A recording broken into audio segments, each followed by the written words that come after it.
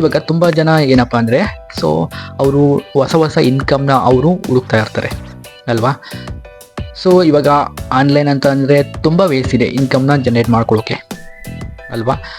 So ಇದರಲ್ಲಿ stock market ಕೂಡ ಒಂದು. ಸೊ ಸ್ಟಾಕ್ ಮಾರ್ಕೆಟಲ್ಲಿ ನೀವು ಇನ್ಕಮ್ನ ಜನರೇಟ್ ಮಾಡ್ಕೋಬಹುದು.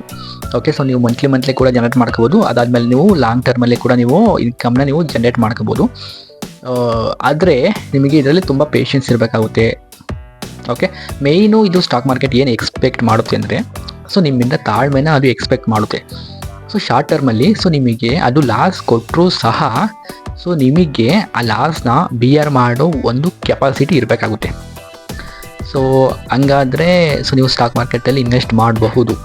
ಸೊ ನನಗೆ ಲಾಸ್ ನೋಡೋಕ್ಕಾಗ್ತಾ ಇಲ್ಲ, ಸೊ ನಾನು ಶಾರ್ಟ್ ಟರ್ಮಲ್ಲಿ ಆ ಲಾಸ್ನ ನೋಡೋಕ್ಕಾಗ್ತಾ ಇಲ್ಲ ಅಂದರೆ ನೀವು ಆ ಲಾಸ್ನ ಬುಕ್ ಮಾಡ್ಕೊಂಡು ನೀವು ಪೊಸಿಷನ್ನೇ ಎಕ್ಸಿಟ್ ಮಾಡಿದ್ರೆ ಸ್ಟಾಕ್ ಮಾರ್ಕೆಟಿಂದ ನೀವು ಹೊರಗೆ ಬಿದ್ದುಬಿಡ್ತೀರ. ಓಕೆ, ಈ ಥರ ಆದರೆ ತುಂಬ ಕಷ್ಟ ಆಗ್ತದೆ ಅಲ್ವಾ. ಸೊ ಅದಕ್ಕೋಸ್ಕರ ಹೇಳ್ತಾ ಇದ್ದೀನಿ, ಸೊ ನೀವು ಲಾಂಗ್ ಟರ್ಮಲ್ಲಿ ವೆಯ್ಟ್ ಮಾಡಬೇಕು. ಸೊ ಲಾಂಗ್ ಟರ್ಮ್ ಅಂದರೆ ಒಬ್ಬೊಬ್ಬರು ಹೆಂಗೆ ಅಂದ್ಕೊಂಡಿರ್ತಾರೆ ಗೊತ್ತಾ, ಸೊ 1 ವರ್ಷ 6 ತಿಂಗಳು, ಸೊ ಇದನ್ನೇ ಸ್ವಲ್ಪ ಜನ ಲಾಂಗ್ ಟರ್ಮ್ ಅಂತ ಅಂದ್ಕೊಂಡಿರ್ತಾರೆ. ಬಟ್ ಅದು ತಪ್ಪು ಅದು. ಓಕೆ, ಸೊ ನೀವು 1 ವರ್ಷದೊಳಗೆ ನೀವು ಇನ್ವೆಸ್ಟ್ ಮಾಡಿದ್ರೆ ಸೊ ಅದು ಶಾರ್ಟ್ ಟರ್ಮ್ ಆಗುತ್ತೆ.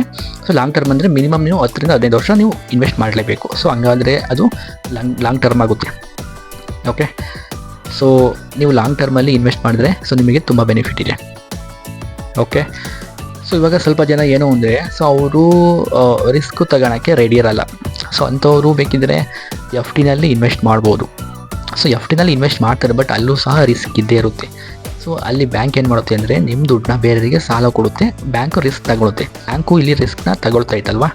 ಸೊ ಹಂಗಾಗಿ ಸೊ ಬ್ಯಾಂಕಿಗೆ ಪ್ರಾಫಿಟ್ ಆಗುತ್ತೆ. ಓಕೆ, ಸೊ ಅದರಲ್ಲಿ ಬರೋ ಸ್ವಲ್ಪ ಪ್ರಾಫಿಟ್ನ ಸೊ ನಿಮಗೆ ಬ್ಯಾಂಕು ಕೊಡುತ್ತೆ. ಸೊ ಓಕೆ, ಅದನ್ನೇ ಇಂಟ್ರೆಸ್ಟ್ ಮುಖಾಂತರ ನಿಮಗೆ ಕೊಡುತ್ತೆ. ಓಕೆ, ಸೊ ತುಂಬ ಜನ ಏನು ಅಂದರೆ ಬರೀ FDನಾಗ ಹೋಗಿ ಹಾಕೋದು, ಬರೀ ಇದನ್ನೇ ಮಾಡ್ತಾರೆ. ಮತ್ತು ಅದಕ್ಕಿಂತ ನಿಮಗೆ ಒಳ್ಳೆ ಸೇಫ್ ಇನ್ವೆಸ್ಟ್ಮೆಂಟ್ ಏನು ಅಂದರೆ ಗೌರ್ಮೆಂಟ್ ಸೆಕ್ಯೂರಿಟೀಸ್. ಸೊ ನೀವು ಗೌರ್ಮೆಂಟ್ ಸೆಕ್ಯೂರಿಟೀಸಲ್ಲಿ ಇನ್ವೆಸ್ಟ್ ಮಾಡಿದ್ರೆ ಸೊ ನಿಮಗೆ ಲಾಸ್ ಅನ್ನೋದೇ ಆಗಲ್ಲ. ಯಾಕೆ ಅಂದರೆ ನೀವು ಕೊಡ್ತಿರೋ ಸಾಲ ಯಾರಿಗೆ ಅಂದರೆ ಗೌರ್ಮೆಂಟಿಗೆ ನೀವು ಸಾಲ ಕೊಡ್ತಿದ್ದೀರಾ. ಓಕೆ, ಸೊ ನೀವು ಇಲ್ಲಿ ಗೌರ್ಮೆಂಟಿಗೆ ಸಾಲ ಕೊಡ್ತಿರೋದ್ರಿಂದ ಸೊ ನಿಮಗೆ ನಿಮ್ಮ ಅಮೌಂಟು ನಿಮಗೆ ವಾಪಸ್ ಬಂದೇ ಬರುತ್ತೆ ಅಲ್ವಾ. ಸೊ ನನಗೆ ಗೌರ್ಮೆಂಟ್ ಸೆಕ್ಯೂರಿಟೀಸು, ಬಾಂಡ್ಸು ಇಲ್ಲೆಲ್ಲ ಇನ್ವೆಸ್ಟ್ ಮಾಡಿದ್ರೆ ಸ್ವಲ್ಪ ಲೋ ರಿಟರ್ನ್ ಬರುತ್ತೆ. ಸೊ ನಾನು ಇದಕ್ಕಿಂತ ಜಾಸ್ತಿ ರಿಟರ್ನ್ ಬೇಕು, ನನಗೆ ಒಳ್ಳೆ ರಿಟರ್ನ್ ಬೇಕು ಅಂದರೆ ನೀವು ಇನ್ನೂ ಸ್ವಲ್ಪ ರಿಸ್ಕ್ ತೊಗೊಂಡು ಒಳ್ಳೊಳ್ಳೆ ಸ್ಟಾಕ್ಸ್ನ ಅನಾಲಿಸಿಸ್ ಎಲ್ಲ ಮಾಡಿ ಸೊ ನೀವು ಬೇಕಿದ್ದರೆ ಲಾಂಗ್ ಟರ್ಮ್ಗೆ ನೀವು ಇನ್ವೆಸ್ಟ್ ಮಾಡ್ಬೋದು. ಇಲ್ಲ ಅಂದರೆ ನಿಮ್ಮ ಹತ್ರ ದುಡ್ಡಿಲ್ಲ ಅಂತ ಅಂದರೆ ನೀವು SIP ಕೂಡ ಮಾಡ್ಕೊಂಡು ಹೋಗ್ಬೋದು. ಸೊ ತಿಂಗಳ ನಿಮಗೆ ಸ್ಯಾಲ್ರಿ ಬರುತ್ತಲ್ವಾ. ಸೊ ಸ್ಯಾಲ್ರಿ ಹೆಂಗೆ ನಿಮಗೆ ತಿಂಗಳ ಕ್ರೆಡಿಟ್ ಆಗುತ್ತೆ, ಅದೇ ಥರ ನೀವು ನಿಮ್ಮ SIPನ ನೀವು ಈಕ್ವಿಟಿಲಿ ಕ್ರೆಡಿಟ್ ಮಾಡ್ತಾ ಹೋಗಬೇಕು. ಓಕೆ, ಅಂದರೆ ಈಗ ಸ್ವಲ್ಪ ದುಡ್ಡು ಅಮೌಂಟ್ ಇರುತ್ತಲ್ವ, ಈಗ 6,000 5,000 10,000 ಎಷ್ಟಾದ್ರೂ ಆಗಿರ್ಬೋದು. ಸೊ ನೀವು ಹೋಗೋದು ಕ್ರೆಡಿಟ್ ಮಾಡೋದು ಅಷ್ಟೇ. ಸೊ ಈ ಥರ ನೀವು ಮಾಡೋದ್ರಿಂದ ಸೊ ಖಂಡಿತವಾಗ್ಲೂ 100% ನಿಮ್ಮದು ವೆಲ್ತು ಜನರೇಟ್ ಆದೇ ಆಗುತ್ತೆ. ಸೊ ನಾನು ಈ ಥರ ವೀಡಿಯೋಸ್ ಮಾಡ್ತಾಯಿದ್ದೀನಿ, ಬಟ್ ಡೆಫಿನೆಟ್ಲಿ ಈ ವಿಡಿಯೋಸು ನಿಮಗೆ ಹೆಲ್ಪ್ಫುಲ್ ಆಗುತ್ತೆ ಅಂತ ಅಂದ್ಕೊಂಡಿದ್ದೀನಿ. ಸೊ ನೋಡೋಣ. ಸೊ ಇನ್ನೂ ನಾನು ತುಂಬ ವೀಡಿಯೋಸ್ನ ಮಾಡಬೇಕು ಅಂತ ಅಂದ್ಕೊಂಡಿದ್ದೀನಿ.